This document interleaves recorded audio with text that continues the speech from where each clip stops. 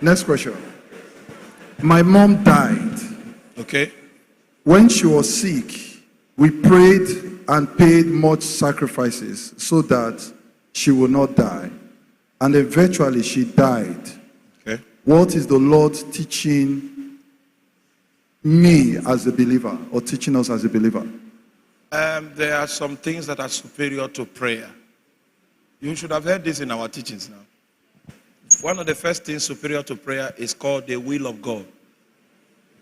It is higher than prayer. In fact, prayer is a profitable initiative to the extent to which it is in alignment with what? The will of God. There are some things that are superior to your faith.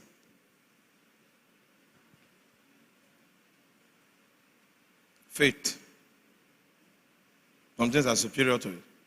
One of it is called the will of God. Because the Holy Spirit is not even willing to impart faith into your heart if what you are trusting for is in disalignment with His will. Is that clear? And so I can sustain a position that is contrary to the will of God, and I claim that I'm exercising faith to make that thing happen. That's not how to pray that kind of prayer.